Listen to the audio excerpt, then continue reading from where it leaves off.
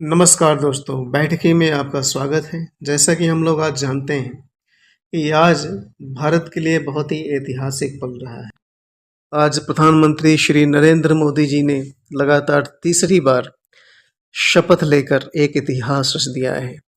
भारत में ऐसा इतिहास रचने वाले प्रथम प्रधानमंत्री पंडित जवाहरलाल नेहरू थे, जिन्होंने लगातार तीसरी बार जीत दर्ज की थी और लगातार तीसरी बार शपथ ग्रहण किया था। ठीक उसी प्रकार प्रधानमंत्री नरेंद्र मोदी ने भी इतिहास रचते हुए लगातार तीसरी बार शपथ ग्रहण समारोह में भाग लिया और संविधान को साक्षी मानकर, ईश्वर को साक्षी मानकर शपथ ग्रहण की और प्रधानमंत्री पद को पुनः 5 वर्षों के लिए सुशोभित कर रहे हैं। प्रधानमंत्री श्री नरेंद्र मोदी जी के शपथ ग्रहण समारोह में करीब 40 अन्य मंत्रियों को भी कैबिनेट मंत्रालय की जिम्मेदारी सौंपी गई है। हालांकि अभी विभागों का बंटवारा तो नहीं किया गया है, लेकिन कैबिनेट मंत्रालय में इन 40 लोगों को शामिल किया गया है, जिसमें से राजनाथ सिंह हैं, अमित शाह हैं, नितिन गडकरी, जो नया नाम निकल के आ रहा है जेपी नड्डा, शिवराज सिंह चौहान, जिसमें से भूपेंद्र यादव कैबिनेट मंत्री हैं, ज्योतिरादित्य माधव राव सिंधिया हैं कैबिनेट मंत्री, और एक जो नया नाम इसमें देखने को मिल रहा है जीतन राम मांझी बिहार से,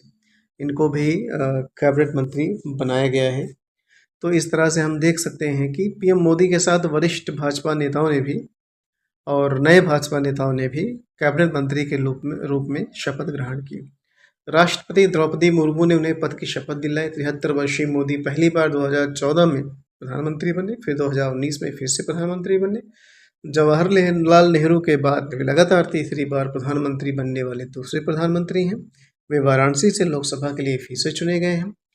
पीएम मोदी के शपथ ग्रहण समारोह में भारत के पड़ोसी देशों, हिंद महासागर क्षेत्र के शीर्ष नेताओं, मालदीव के राष्ट्रपति मोहम्मद मुइज्जू, बांग्लादेश की प्रधानमंत्री शेख हसीना, नेपाल के प्रधानमंत्री पुष्पकमल दहल प्रचंड, श्रीलंका के राष्ट्रपति रानिल विक्रमसिंघे, मॉरिशस के प्रधानमंत्री प्रविंद कुमार जगन्नाथ, भूटान के प्रधानमंत्री शेरिंग तोब्गे और सेशल्स के उपराष्ट्रपति अहमद अफीक इस समारोह में विशेष अतिथि के रूप में शामिल हुए।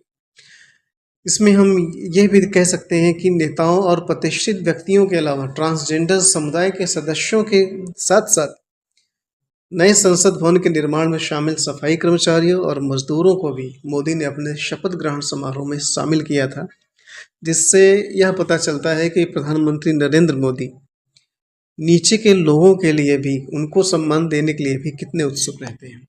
भाजपा के नेतृत्व वाली एनडीए सरकार के मंत्रियों की सूची में केंद्रीय मंत्री अनुराग ठाकुर का नाम नहीं होने पर उन्होंने कहा, भाजपा कार्यकर्ता के रूप में वह काम करते रहेंगे और भारत को विकसित देश बनाने में प्रधानमंत्री पद के उम्मीदवार नरेंद्र मोदी के संकल्प को पूरा करने में योगदान देंगे। अनुराग ठाकुर ने पीएम नरेंद्र मोदी उनके मंत्रियों की टीम को बधाई दी। उन्होंने कहा, भाजपा के नेतृत्व वाली राष्ट्रीय जनतांत्रिक गठबंधन सरकार में मंत्री पद के लिए चुने गए सभी लोग बहुत सक्षम हैं और मैं उनको बधाइयाँ देता हूँ।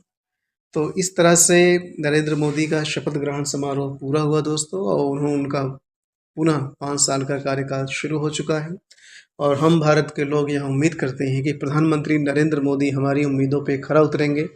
जैसा कि उन्होंने कहा था कि भारत को विकसित राष्ट्र बनाएंगे, भारत की तीसरी इकॉनमी बनाएंगे, हम यह मान के चलते हैं कि यह जरूर होगा, क्योंकि उनकी दृढ़ प्रतिज्ञता राष्ट्र के प्रति दिखती है। तो बैठकी में आज के लिए इतना ही, कल फिर मिलते हैं। तो बैठकी का आनंद बैठकर आप लेते रहिए।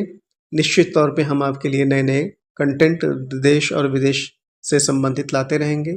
आपके सहयोग की अपेक्षा है। आपके सहयोग के लिए धन्यवाद। जय हिंद, जय भारत।